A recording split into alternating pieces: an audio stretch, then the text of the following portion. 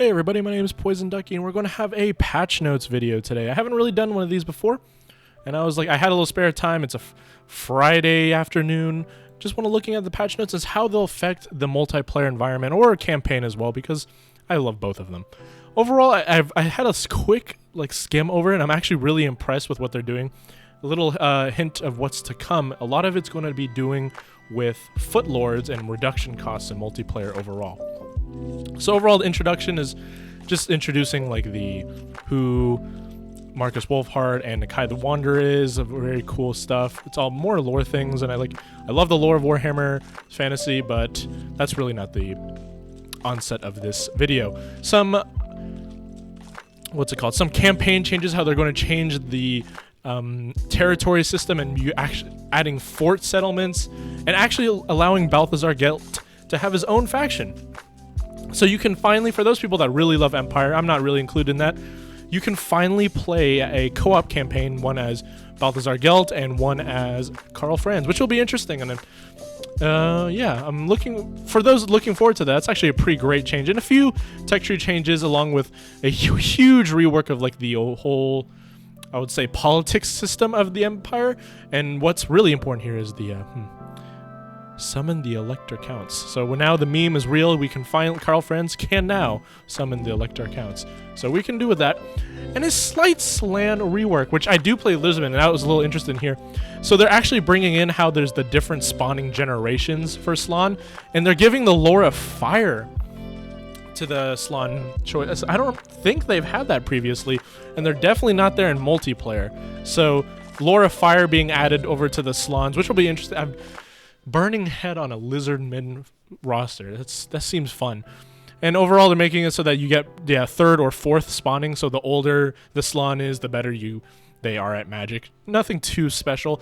And I wish this part here, multiplayer unicap, was just a bit more concise and wasn't so vague, limiting multiple variants of the same rare units across different categories. Examples would be core roster Dread Saurians and their Regiment Renowned counterparts.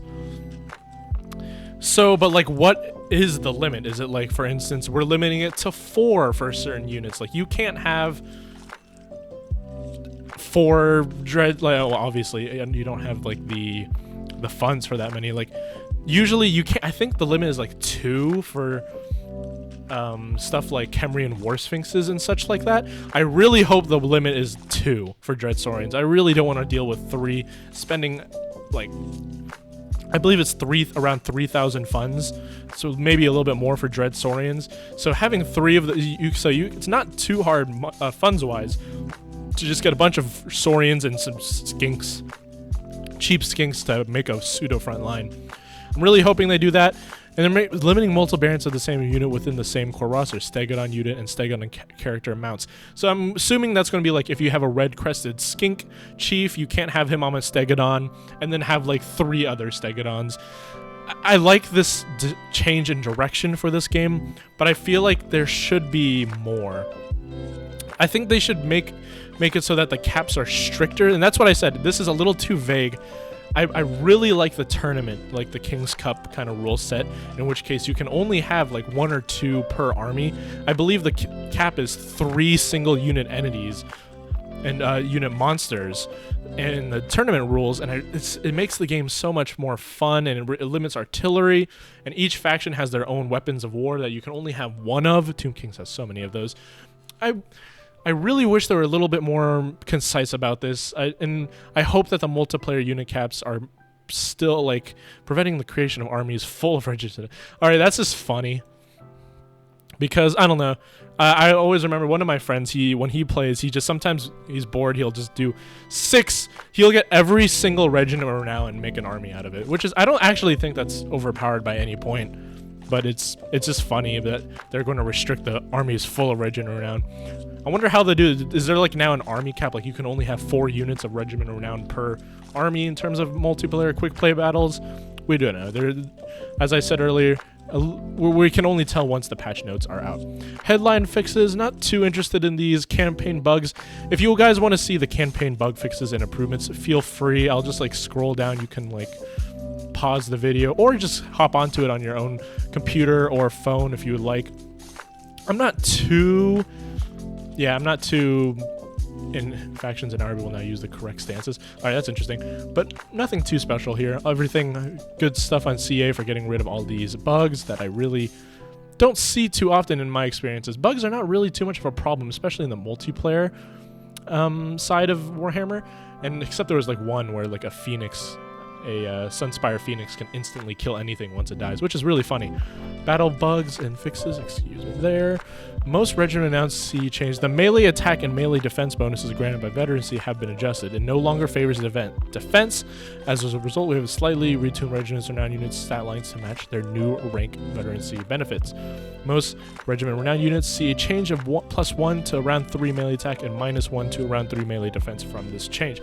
Now this is actually a pretty good change here, because melee attack is better than melee defense in this game.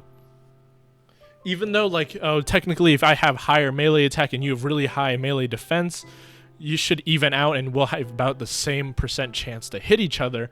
Melee attack being the more aggressive stat almost always seems like turns out better because of the ability. I don't know. Usually, see, melee defense, when you have a high melee attack combined with a charge bonus, which also increases your melee attack, and if I remember correctly, charge bonus does not increase your melee defense in any way. The charge bonus makes a huge, like, swing in momentum straight off the bat of an engagement. So once you have higher melee attack, and sure, they have high melee defense, but because in conjunction with the charge bonus, you'll deal a significantly amount of more damage in a short amount of time. So this game generally favors that, and this sort of makes a buff for all regiment renowns by just a small margin, but it's still a buff to all regiments of renown, which is interesting. Tic-tac-toe can no longer capture buildings in siege battles. Interesting. All right, so past these little fixes and little campaign, Cetra does not serve. Will now sit correctly in his hand when using chair. Cetra does not swerve. I love that. I love that a lot. Thank you, CA. Alright. Going past through here. Non-offset summoning abilities will no longer offset UI targeting systems. Nothing too special. AI bugs. Now, actually, I really hope... I'm really hopeful for these AI bug fixes. I'm not going to go through all of them, obviously. It's nothing too special in terms of like reading through them. But I really hope that after playing Three Kingdoms, the AI, Three Kingdoms really shows you the potential of AI in the game, especially when you play on higher difficulties. Like, you can do things that you just can't do in Three Kingdoms and Warhammer. Like, for instance, this is the classic cheese, was where you send like a single unit hero and you just strafe archers, waste 1,000,000 ammo, and make it so that by the time you actually engage the enemy, they have no ammo. They're missing like half. No ammo from artillery, no ammo from archers or any guns or anything like that, and at that point the battle is already over. And that sometimes you'll actually see enemy armies rout, depending on some leadership debuffs that you have. You can see them rout for just losing ammo, and it's kind of hilarious. So whenever they see AI bug fixes and improvements, I just really hope that you can will one day, especially when Warhammer 3 comes out, will one day reach the level of AI that Three Kingdoms has, or even better, but still in Warhammer 2 though, if you get what I mean. It's just, God, I really love the AI in Three Kingdoms. It just makes it so I feel like they just actually they make more educated plays, and it's more interesting when playing them. If only Three Kingdoms had such a more fun setting. Chinese setting is cool and all, but you can only have so much fun. And then when you see a Dread Saurian run down the lines killing all the Empire State troops, and you come back to Three Kingdoms and you're just I have peasant bowmen with some yellow turbans. It's not nearly as interesting to me. But I see overall that most of these changes don't seem to do with the AI other than construction. There's a lot of construction.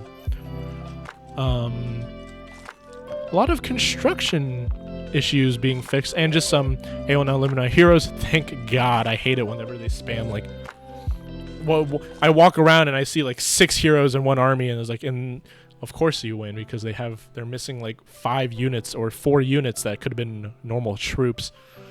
Just as well prior towards landmark buildings, recording growth buildings a little bit more actively. All right.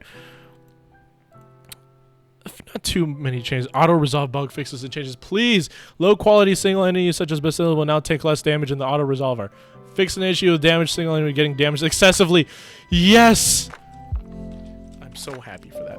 This makes me so happy. Like this, you know how awkward it is to. I obviously you guys, I like the two. My favorite faction to play as in like campaign, probably in recent memory, was the Tomb Kings. And the Tomb Kings, I have a Hyro Titan, right? And it's like, oh man, I have like 90% of this bar. I should win this. You auto resolve it, and all of a sudden your Hyro Titan is gone, and everything else is okay. And if this fix works, I'm going to be so happy because I always remember you, Hyro Titan. You were such a beautiful unit, such cool laser beam eyes, only to get killed by the simplest of skeleton warriors. I'll always remember you. Fix an issue where missile units that ran out of ammo were able to return fire on enemy missile units, which was being used in the auto resolver calculation. Okay, so lower ammo count units actually make a difference because in auto resolve, it kind of counts as units as having unlimited ammo. So that's cool. I wonder how they calculate it though, because like if you get generally if you get the max value out of ammunition out of any of your units, that's a lot of value. Line of sight decrease with further to level above normal. What? Line of sight? Okay, so they're making it harder so that you can get surprised by. So the higher difficulty, the more likely you're about to get surprised from units. So you actually, I guess, suppose it forces you to scout more often. All AI units passively gain more experience each turn for difficulty levels above normal. So you're going to have to fight like at legendary. I'm assuming you're just going to have to fight like max chevron units all the time with that. Some graphics, performance, bug fixes, nothing too different. Bug fixes, miscellaneous bugs. And here comes the meat of this video. Already 12 minutes in the video, and we finally reach the meat, and the best part is the character and unit balancing. And I already said earlier, they're doing a lot of multiplayer cost reductions. And single enemy health adjustment says the health units on ultra unit size. Okay, that's not too much of a difference. But Beastmen, I think Beastmen are actually major changes on in terms of their strategies that they can employ, and this is why. So Beast Lord, Kazarek One Eye, minus 100 cost, nothing too special. Morgar the Shadow Gave, that's nice, like minus 50 cost. Morgar is the most chosen, so it makes sense that he only gets a small reduction, while Kazarek the One Eye, like every time you pick Kazarek, you're almost always on a chariot. So I'm wondering if does this minus 100, it says dash foot, obviously you can guys see, but does it count towards chariot as well? Is it just a minus 100 overall or just foot? I'm going to guess because of this wording that it's only for foot. So that'll make it so that foot lords are slightly cheaper because everybody knows foot lords are not very effective. That's completely fine, with the exception of Morgar. Morgar is like the best, I think honestly, the best foot lord in the game. If I could have Morgar in any other roster other than Beastman, he would be one of the best lords in any roster. The only problem, obviously, he doesn't have magic, but he's nearly unkillable. So Gorbel plus 6 plus 5 leadership. So a nice buff to Gorbel. I really don't think Gorbel needed a buff. Gorbel is one of the best anti-large specialists that any hero unit is. It's essentially a werekin, right? It's a Norskin werekin, except cooler because I like the Gorbel. And they're not going to change any mass problems for Gorbel, so Gorbel ping pong still being a thing. Minotaurs all plus 1 walking speed, plus 6 run speed. Can now hide in forest. That's really interesting. So you can now do Gorbel and not Gorbel, but Minotaur ambushes in forests, which is actually really quite nice because no one really expects a Minotaur unit with great weapons to charge at your horses while they try to flank you. And plus 5 leadership. The plus 5 leadership is actually a pretty big deal, as Minotaurs are pretty prone to getting terrified. And well, they'll still be affected by terrifying, but fear or any of those effects are just that much less, because I just hate it when Beastmen run. Beastmen are so prone to being terrified and running away, and that's what's give a little bit of bonus. But overall, look at this: minus 4 melee attack, plus 18 bonus versus infantry, and plus 100 cost. So they're making it so that the standard Minotaurs, these don't have shields by the way, they're the anti-infantry variant of the Minotaur, which makes sense. If you look at them in multiplayer, they have 2 giant axes. They're dual wielding axes.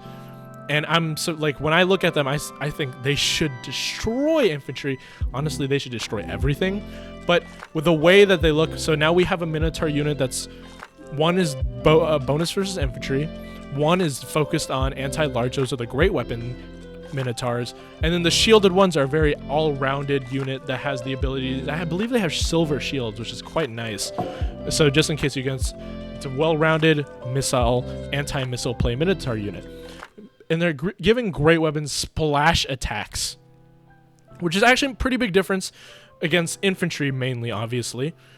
So this way, I think great weapons are just going to be the best Minotaur unit regardless, with the exception of the Butchers of Kalkengard, because now they can do a good amount of damage towards infantry, large units, really anything, and clumped up cavalry as well. So Minotaurs with great weapons are shaping up to be one of the best anti-large tools in any roster in the game currently, and I really like this change in terms of, at least, well, I like the change a lot. Let's just say that.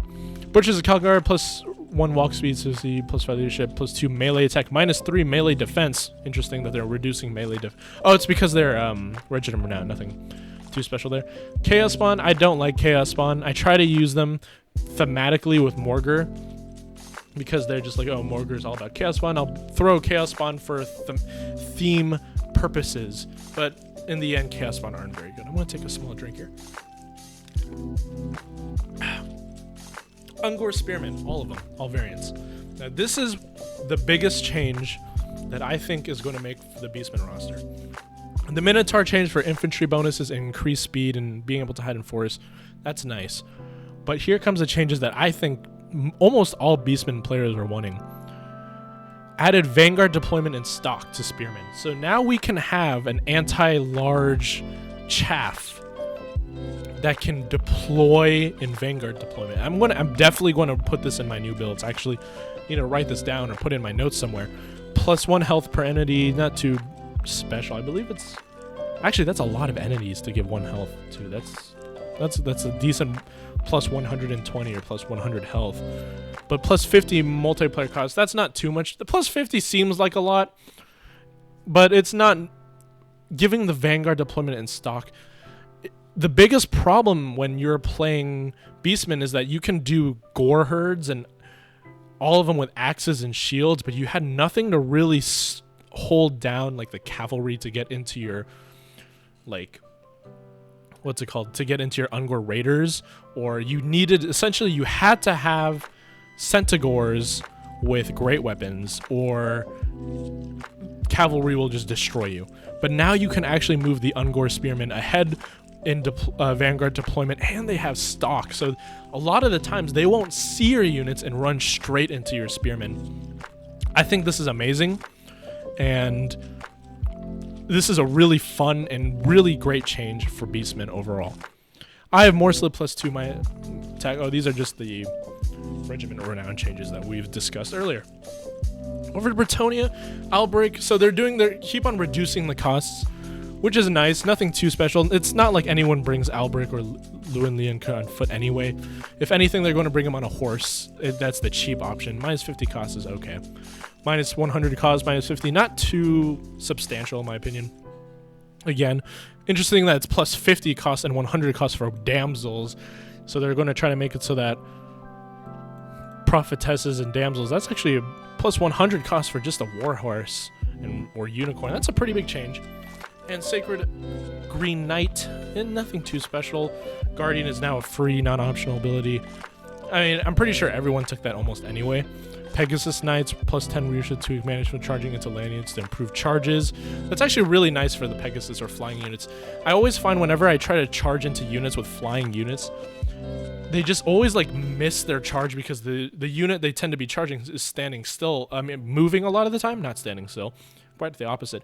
And whenever a unit's moving, they charge where the unit used to be, which is very awkward, and you really don't get that charge bonus, which is quite nice. And obviously, the same Regiment of Renown changes. Blessed Field Trebuchet, projectile explosion ignores allies. That's nice. So now you can just...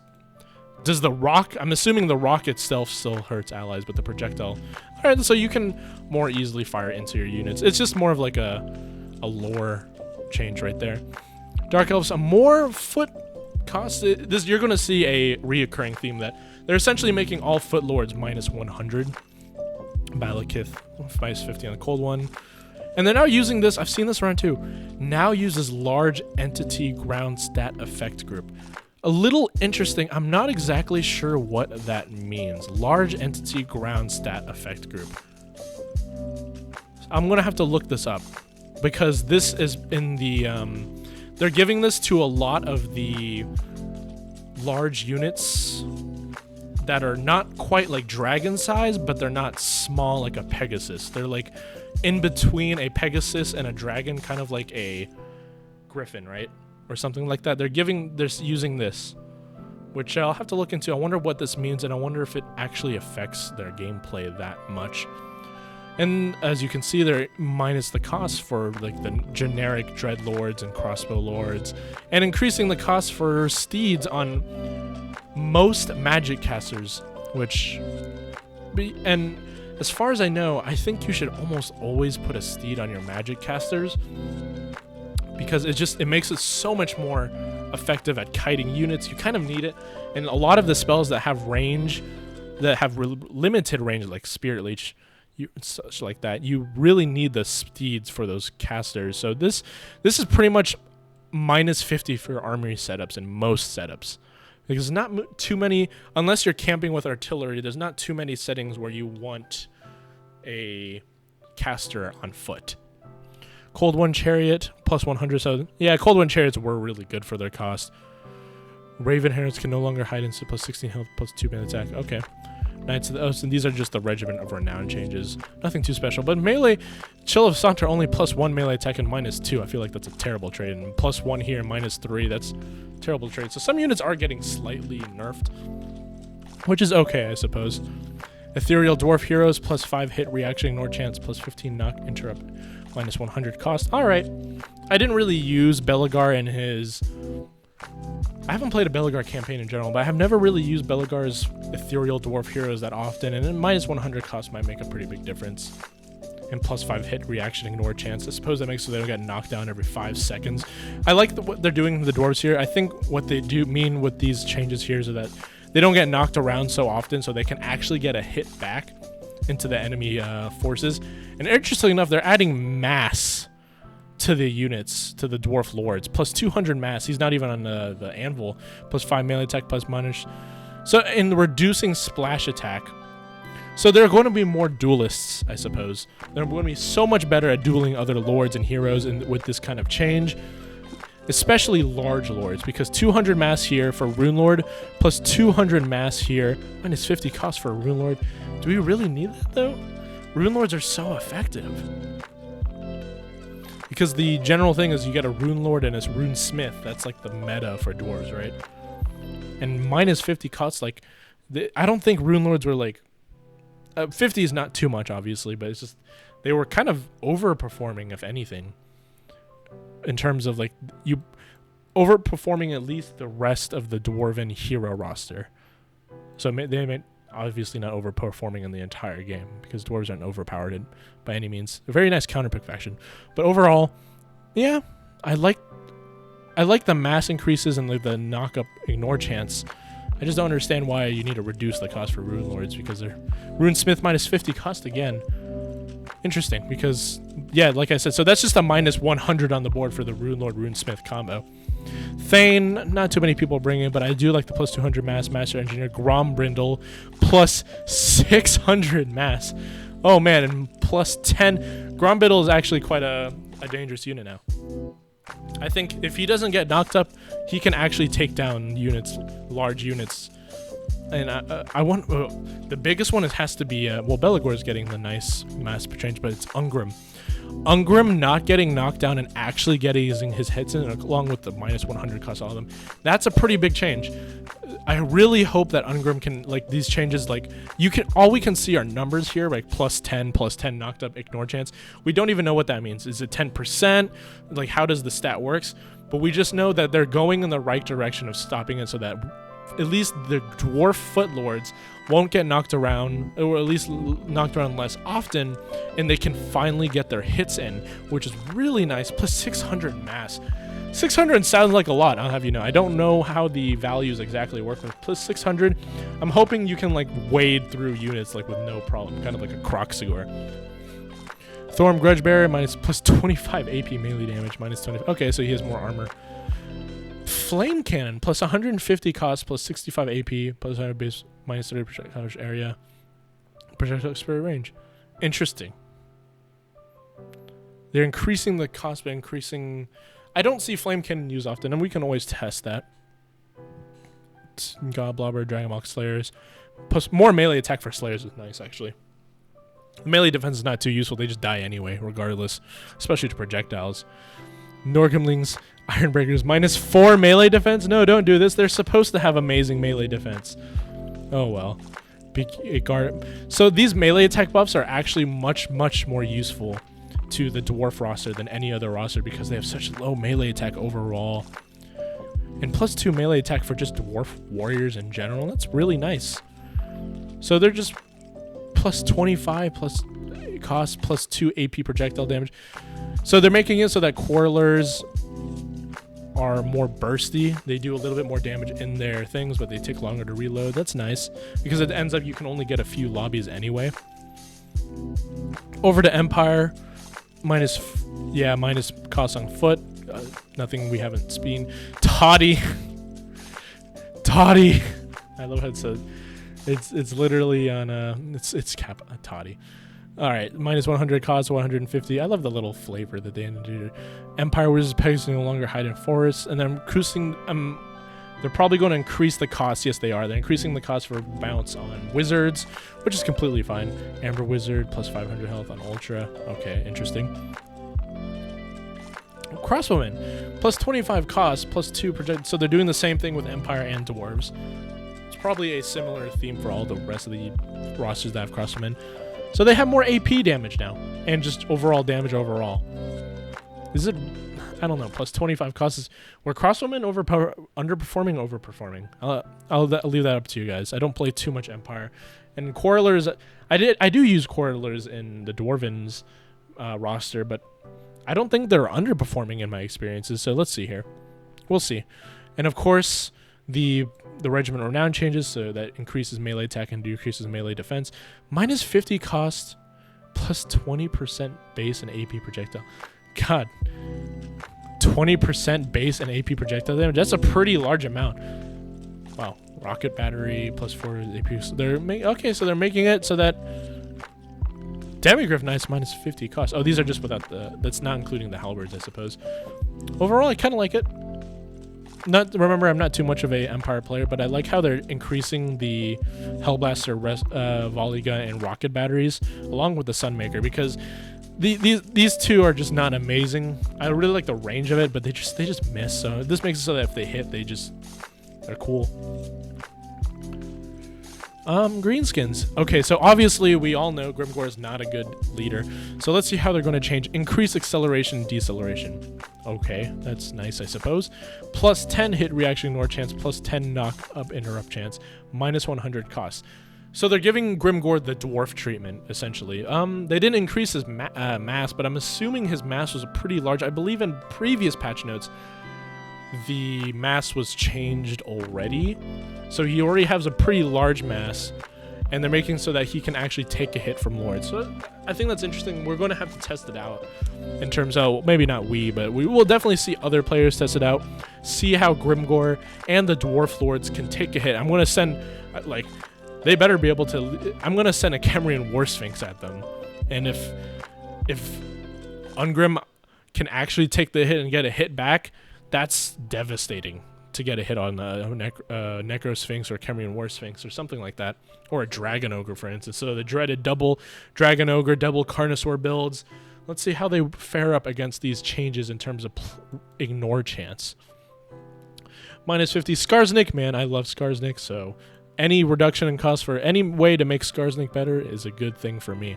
And they're making it so that you can actually, it's cheaper for the Goblin, Great Shaman's a Wolf. Interesting how they increase the cost for all the rest of them. And of course, the normal Regiment of Renown changes. Plus 50 cost for Diver Catapults. I suppose they were doing really well ever since they made it so that their projectiles are armor piercing. But yeah, so they were, I believe they were overperforming. And Giant minus 100 cost. You can make the Giant minus 200 cost at this point. The Giant's just too slow and you can't get any value from it. You need to make the Giant pretty cheap for it to get any sort of so it can be a really nice distraction. Because let's be honest, if it's rarely going to actually make it to the battle.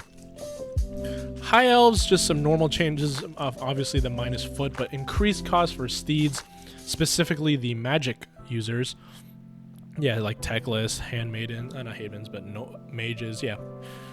And the normal Regiment around changes. Multi-shot, plus 3 bonus versus infantry. Okay, that's cool. Storm Riders, minus 50 cost. So they're going to make because let's be honest, Eagle Bolt, Claw Bolt Throwers, no one uses the anti-infantry projectiles that often. You tend to be using these to shoot large units anyway. So a nice little buff so that it feels more like a hybrid, artillery piece. Lizardman, Krokar plus 5 leadership. That's nice. Krokar is probably he used to be so powerful at launch, but now as the game goes on, it's probably just better to just get a Saurus Scar Veteran or a Saurus Old One on a Carnosaur over Krokar, because I believe they have an Opal Amulet of Itza or something, increasing their damage resistance by massive amounts, which Krokar has a similar ability, and he has the swiftness of Itza, but I don't know. The Saurus Old Ones tend to be just as effective as Krokar. Plus 50 cost for Lord Mazdamundi for when he's on his mount. So they're reducing all the prices of the foot as usual. Plus 300 multiplayer cost for Lord Croak. That's insane. They're really putting down the hammer on Lord Croak Death Stars. You're going to have a small-ass army if you choose Lord Croak, which I like. You pretty much have to.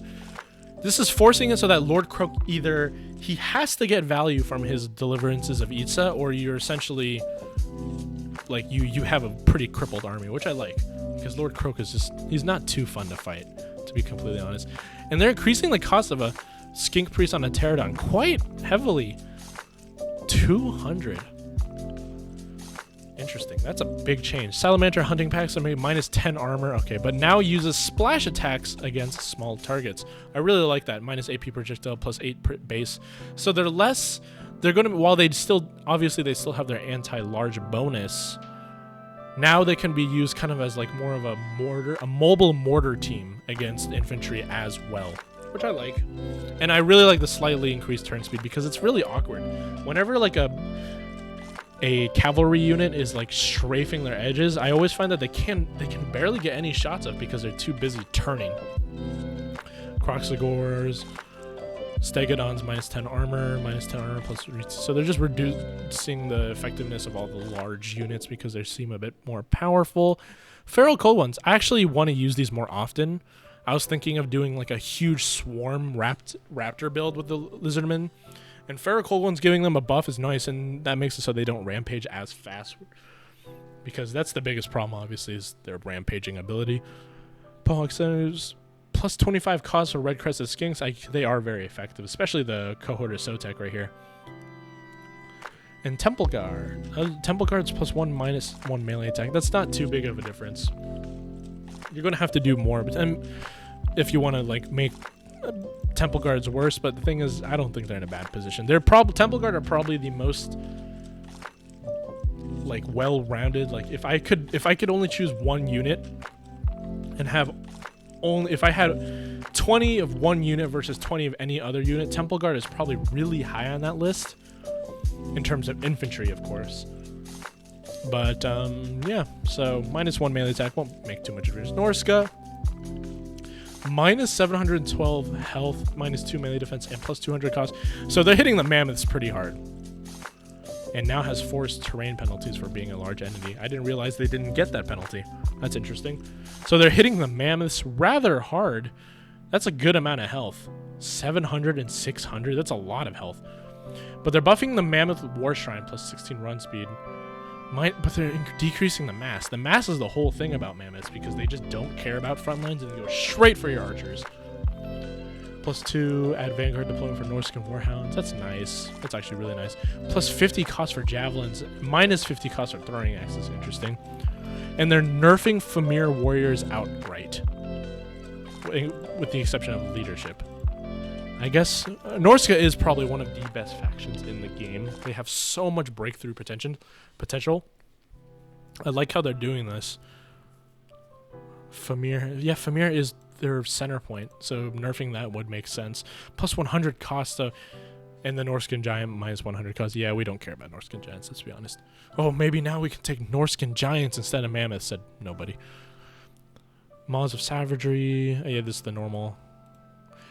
Now uses large enemy ground stat effect group. I'm not sure what that means, but here it is. Decreasing the cost for Ick Claw, all the foot units. Scurry away. Move Scurry away. Assassin. So they're just decreasing the cost, and now uses large enemy ground stat effects here. Still don't understand what that is. Get a drink real quick. Decreasing reload time for poison. Yeah, nobody. I don't think I ever use poison wind globadiers. Council Guard plus 2, plus 50 cost on the Council Guard. They were probably a mainstay in every single matchup, which makes sense. Minus 25 projectile range in Warlock Giselles. Melee defense plus 20 increase in projectiles. Calibration area increased by spear range to plus 550 range. They're nerfing Warlock Giselles. I like that. I just think the one thing about fighting at Skaven is not that Warlock Giselles are a problem. It's the fact that you have to. It's too hard. You can't prepare for everything that the Skaven have anymore. You literally have to make a read nowadays. So dude's like, is he going to go Warlock Giselles? Which is the most likely thing because Warlock Giselles are very powerful. And when you have to build against Warlock Giselles, you build so differently, and then you do this, you do that, and then all of a sudden you verse opponent that has a bunch of Storm Vermin and Hell Pit Abominations is going like the Monster Mash Death Star and like a Plague Furnace, and you're just like, you can't build for one and the other effectively. You pretty much have to choose one build that you have to be able to defeat, and Warlock Giselles is a big part of that process. Tomb Kings, everybody knows my favorite faction. Minus 100 costs for all of the foot lords. I don't really take them on foot. The only one I could Arcana on foot, maybe. Yeah, this changes. Does make a difference. Now here is fun. Katep, Cascade of Skulls, plus 2 projectiles per volley. That's really nice. Plus 100 costs for Lich Priests. Oh man, I love my Lich Priests to be on my skeletal steeds. Cetra on foot, Tomb King on foot, Tomb Prits. Yeah, not too different. Because Footlords, they just don't do well. The minus cost on them just doesn't affect. Like, yeah, the minus 100 is nice, but like no one's going to choose them regardless because they're just too weak when they're in they have to be on a horse or something. Nekahara Horseman, pretty big nerf on Nekahara Horseman. Minus 100 mass. It's like I always thought that was really weird. They hit so hard. They feel so large and hit so hard. So minus 100 mass plus 1 charge bonus, but the minus 3 melee defense it's going to hit pretty hard. So they can actually get weighted through by mammoths and stuff like that, I suppose. But no, here's the change. Remember when I made those Necropolis Knights builds, and I'll have you be fair, I showed you the good replays, obviously, but Necropolis Knights, I just had a hard time using. Plus 2 charge bonus, plus 1 melee defense, plus 2 AP melee damage, plus 1 base melee damage, and plus 1 splash attacks. So they're just buffing Necropolis Knights on the board, which I really like because they just didn't do that well every time I use them. Every time I use Necropolis Knights, I wish I had something else. And I hope this makes a big difference. Making sure that forest penalties large to Sphinx, Scorpion, Scorpions, plus 25 Carrion. I mean, all right. What I really like here is the Blessed Legion of YouTube demonetization. Plus 1 melee attack. That doesn't matter. Plus 20 reload skill. and minus 25 cost, because I use this archer unit a lot. I really like this, and the fact that they're making it cheaper and increasing their rate of fire is really nice. And they're buffing skeleton spearmen. +1 bonus with a large, and the biggest difference is actually the attack interval.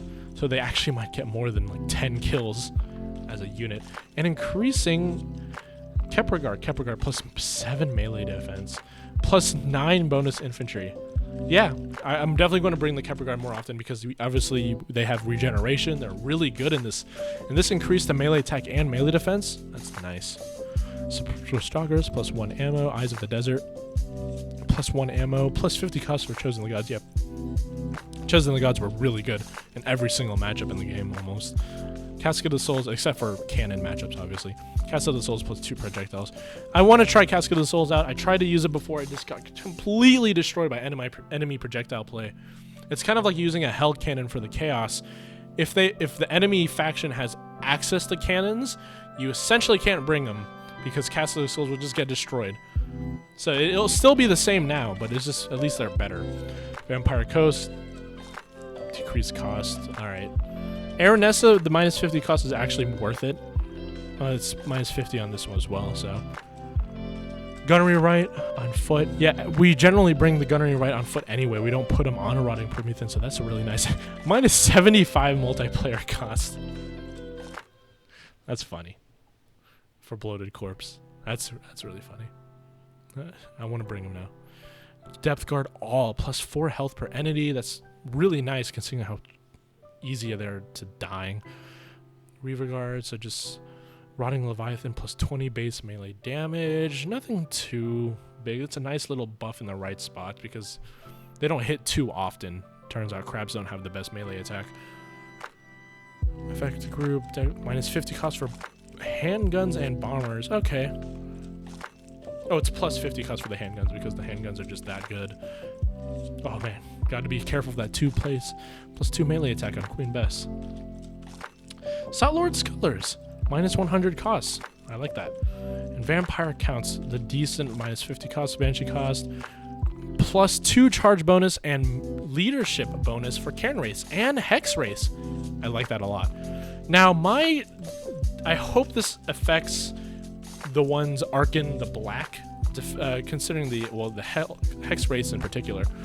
I really hope Arkin the Black's Hex Race get buffed as well, and it would make sense if they do. Buffing Skeleton Spearmen, Crypt Horrors. They're trying to get them back in the game, except they're just terrible. -100 cost for the heroes. Alright, so now we just have a cheaper army, so we can bring... That's one zombie unit right there, I suppose. You can bring in Warriors of Chaos, my second most played faction, if not my first, depending on the day you ask me. Prince Seavald, I love him. He's my favorite lord in the roster, even though he's obviously not that good. So -100 cost is always nice. But increasing the cost of lords on steeds, 50 is not too much, I suppose. It's okay. It's acceptable. Swords of Chaos, +10 melee attack, +3 melee, +10 enemy chance, -13 bows for infantry, +5 base melee damage, +100 cost. So they're making it so that the Swords of Chaos are much more effective against just everything overall, not just infantry. Summoners of Rage plus Dragon Ogres and Summoners of Rage +15 armor. And they're increasing the cost of this Summoners of Rage. So just bring normal Dragon Ogres, in my opinion. Mirror Guard, nothing too special. Chaos Giant -100. Chaos Spawn. Chaos Spawn is easily the worst spawn unit. They're worse than the Beastman Chaos Spawn by a long shot. Don't take Chaos Spawn, unless it's the weird spawn, and even then, not very great. Now, Warhounds added Vanguard deployment. I was always surprised that the Chaos Warhounds didn't have Vanguard deployment. Like, I always, whenever I'm deployment in this stage, I'll just put my, like, hey, go there, my little Chaos, and then they don't show up, so. -10 missile resistance. I guess that did kind of need to change. Sartorial is the most competitive choice for Chaos Lords, and he can literally run in front of 5 guns and just not handguns and just not care, and it's really funny. +10 armor for Wood Elves, -100 Ancient Treemen. I really like using the Ancient Treemen. Ryan, Wood Elves, Spellslingers, and you guys haven't seen me. I haven't put any replays of Wood Elves, but I'm thinking I'm liking the Wood Elves more than Dark Elves. I haven't like played them that much because I didn't think I would like their playstyle, but I started to recently start playing them, and I actually really like their playstyle, specifically their trees. Like, I understand that the trees are not very good, but they're just a fun unit to run around. Like, it's really satisfying to beat up an entire army with just trees. Fireback Elders, plus 10 armor, minus 2 to plus 10 armor to Treemen. And then a Wild Hunt, remove Guardian ability, add magical attacks, Wild Hunter's current nose, plus 13 bonus versus large, plus 50 cost. Interesting. So Wild Hunters are definitely more of an anti-large unit now. Hawkeyes or Drakira, nothing too special there. Minus 2 run speed's actually quite a... Ooh, Way Watchers. Minus 2 run speed, now that's a pretty big difference actually. And they're increasing the cost because everyone Way Watcher spam is not really fun to go against. Vanguard deployment for Ryan. Okay, that's cool. War Dancers. Alright. Nothing. Minus 50 cost for Low Tracers. Alright. So here, we've gone through the balance of every faction. Oh god, we're like a 45-minute long video. I'm definitely going to have to add some music in the background. Because going through this is not...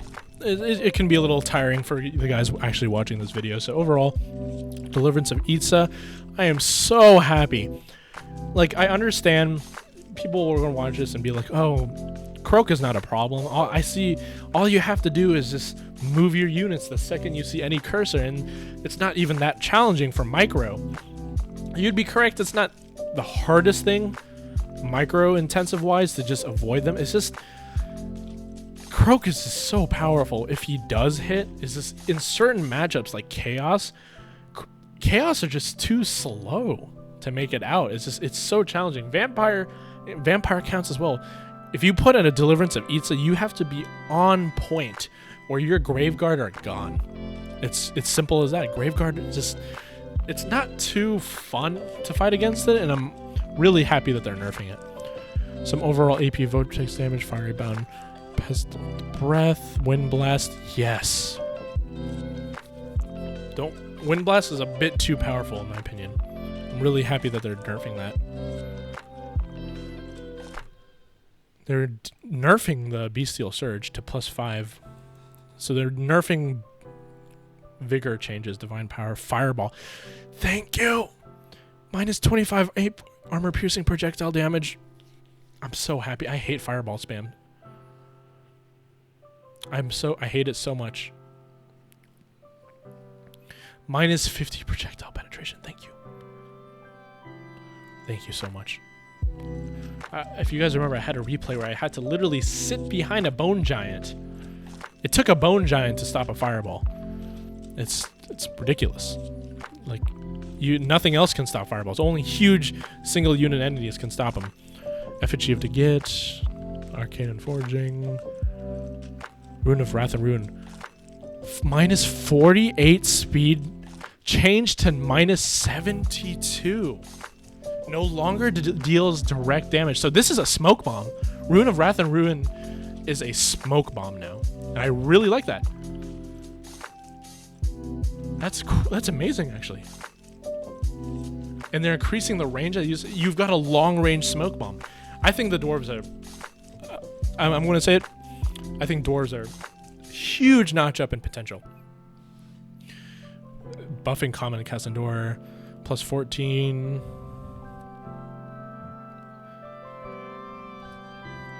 Plus 40-second summon durations. Minus 30. Okay, that makes sense. Fist of Gork. These are just kind of small changes. Minus 1, plus 1 power cost. Not too different. Skitter Leap. Hand of Glory. Helm of Many. Strength of the Land. Twist Flesh. And his floppy hat to the modders. That's really great. Actually, overall, I'm really happy with these changes. I'm really happy specifically for nerfing Lisbon and their Lord Croak, and I understand like high-level players don't have problems with him, but he's very annoying in low-level play. I'm really happy specifically. I'm going to go back up to the Beastmen. Where'd you go, guys? Beastmen. I love that you can Vanguard deployment stock for Spearmen. Like, it's just so great. And I'm happy. I can't wait to play this patch. It's going to come out the 11th, so be prepared. God, nerfing Warplock Jazales. I'm so happy for that as well. Everything makes me so happy, guys. So I hope you liked watching the video. Leave a like if you did, and subscribe if you want more. I'm trying to think up of guides. I think I'm going to come up with a guide called the Guide of Army Subversion in Total War Warhammer. And other guides and such, I kind of want to be like, when I look in, I kind of want to be like an in-between. Like, I don't know my identity yet as a channel, but if I wanted to do, it'd probably be an in-between between Zerkovich and Turin. And I feel like I can do that. But overall, I'll catch you guys later.